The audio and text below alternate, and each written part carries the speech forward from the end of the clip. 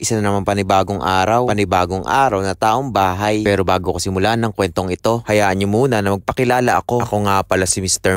Isang hamak na gwapo sa mata lang ng asawa ko. Kung napanood nyo doon sa nakaraang kong video na merong title na Ligaw, ay tinamaan ako ng kasipagan which is hindi normal. Ang akin lamang nalinisan ay yung harap ng bahay. At dahil ngayong araw ay taong bahay, ating ipagpatuloy ang ating naudlot na kasipagan. Diyos ko, naka-video ka lang. Kung inyong mapapansin ay talagang napakaraming gamo-gamo na natambak na dahil sa gabi-gabi na hindi ko alam kung bakit dumadami. At sa pagkakatanda ko naman, sa nakakabit na ilaw ay hindi sila ang bumili. Kapag kayo ay bumalik pa ay sisingilin ko kayo sa kuryente. Bukod sa paglilinis ng mga gamo-gamo ay naisipan ko na rin ayusin kung anong mga nakatambak dito sa likod. Tinamaan na naman ako ng hindi normal na kasipagan. Ang gusto ko kasi ay ma-minimize yung mga gamit dito para magkaroon kami ng malaking espasyo. Dito rin kasi sa likod kami naglalaba at dito rin nagpapakain sa mga alaga naming aso. Pag kasi may mga ganito talagang linisin ay talagang ginaganahan ako. Ang problema ko lang ay gato na yung mga sako. Kaya hindi ko masyadong inarrange kasi lalo magkakagulo-gulo. Kaya ang ginawa ko, binuwasan ko na rin mga kalat sa baba at binaldiyo na rin ng tubig para amoy ay mawala. Amoy na amoy kasi yung mga nagkalat na gamo-gamo. Kaya ito ang the best way para maibsan ito. Sa isip-isip siguro ng aming mga alagang aso,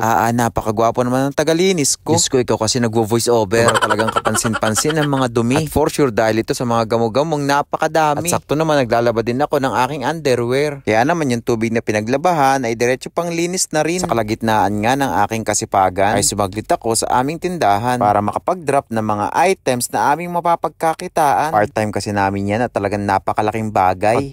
Pagkabalik ko ay tinapos ko ang paglilinis na hindi ko na na-video kasi talagang napakainit. Medyo nag-improve naman sa palagay ko. Konting linis at ang mahalaga ay natanggal ang mga gamo-gamo. Huwag na kayong babalik ha. Talagang nakakapagod na. Sobrang satisfying talaga pag may mga ganitong bagay. Kapag may naayos ka, feeling mo may kwenta ang iyong buhay. Nagbaldiyo ka lang, dami mo nang nasabi. Katapos ko nga maglinis, talagang ramdam na ramdam ang pagod. Itong alaga namin si Mario, ikala mo'y tumulong. Kasi talagang napakasarap na kanyang tulog. Parang gusto ko na tuloy humilata. Kasi ang pagkakahiga-higa mo dyan ay talagang nakakahawa. Tapos ngayon, painat-inat ka pa. O edi sige, ikaw na. After nga ng ilang minuto ay nakaramdam kami ng gutom. At agad-agad kami lumabas para mag-brunch. Breakfast at lunch kasi late sa umagahan. At masyadong maaga sa tanghalian. Samahan mo pa ng konting kalandian. Kilig na kilig naman yarn. At sa hindi inaasahan ay nakita pa ang aming kaibigan. Sa Dubai din siya nagtatrabaho. Madalas nakakauwi ng Pinas kung kailan niya gusto. Para siyang may-ari ng eroplano sa kutob ko. Ay talagang mapapasana all ka na lang. At agad-agad na kami nag-order ng aking paboritong liempo. Samahan mo pa ng ginataang isda ay talagang busog na naman ako. Ang sarap talaga ng lutong Pinas. At siguradong mamimiss ko to pagdating ng Dubai. Dito ko muna tatapusin ang kwentong ito. Salamat ulit sa pagsama at magkita-kita sa mga susunod na kabanata. At bonus na ulit kung ang page ay ifa-follow mo pa. Paalam mga hold up.